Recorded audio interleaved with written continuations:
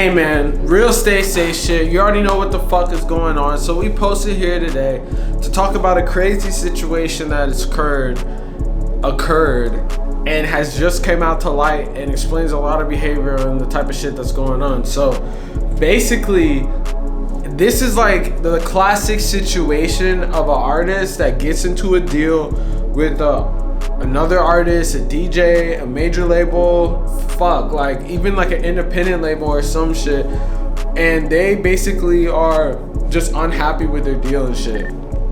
This happens to a lot of fucking artists because the music industry is a finesse, but we're gonna get more into that shit. So basically, there was a altercation between Meek Mill and Rick Ross.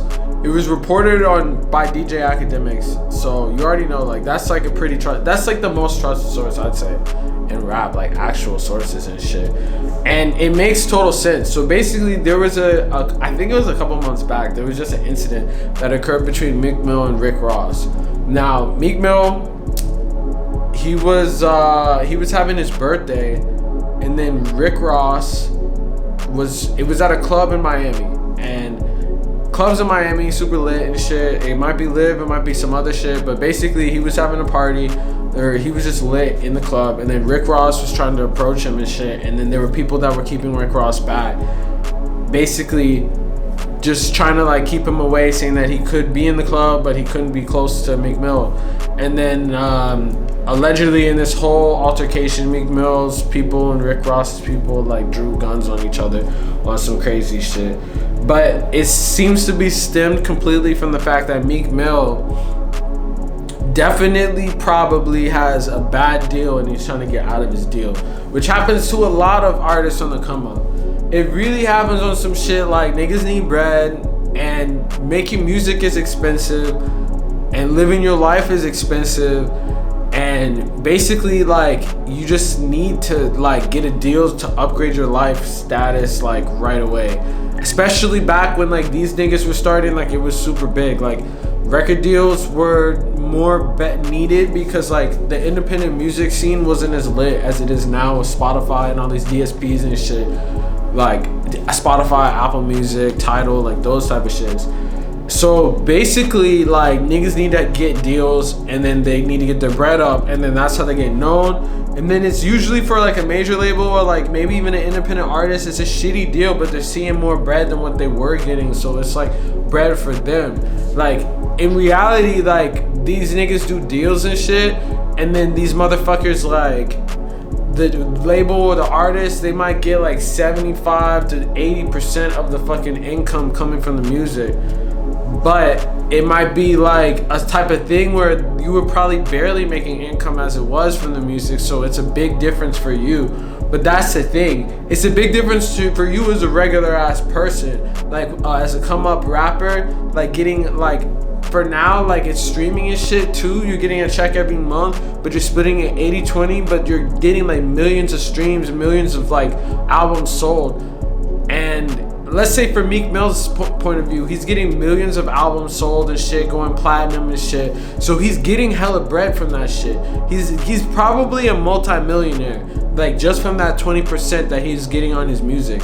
But Rick Ross is getting 80%, and you see that there's a difference between Meek Mill and Rick Ross. Like Meek Mill is successful, he's like normal person successful. Rick Ross is like a businessman. So Meek Mill realizes, damn, I could be doing the same shit. I'ma sign some artists and doing. It's like a fucking stairway like effect, because it happens to every artist. They all go and sign like another. They get signed by somebody, and then they're like, yo, I'ma sign to somebody, and then it's like that.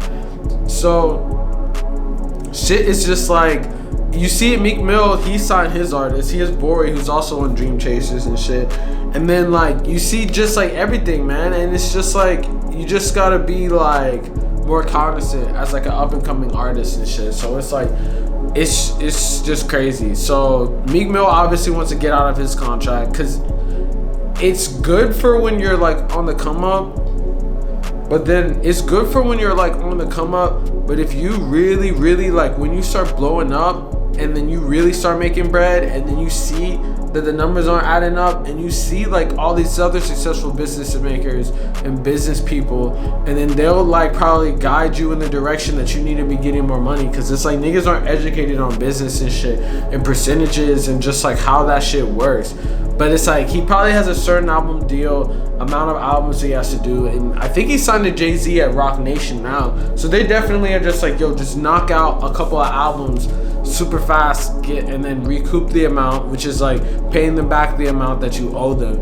It's usually on like a basis of amount of years or amount that you owe them. So we just gotta see what's good with that shit. Hopefully he gets out and then he could really start. That's probably why he started his own label, Dream Chasers, because he wanted to be able to do that. But we're gonna see like I don't think his music is under Dream Chasers. I think his music is still under Rick Ross, which is like the whole reason for his argument. And hopefully he's able to become a fully independent artist. I know Rick Ross is probably fully independent, and it's like the finesse nowadays is just sign artists and you're gonna be a billionaire, bro. But it's like you just gotta like, I don't know, everyone who signs artists, they have an artist that realizes you can do that shit independently. Especially if you're at a certain level where you already have a big fan base. Like, it's either like two directions of flow in the music industry. You're either trying to be a big, I'd say maybe four. You're trying to be a big independent artist, and then you just don't give a fuck about any of this shit. You're trying to be an independent artist that eventually is signed by a label, so you have to build yourself up to get a good deal.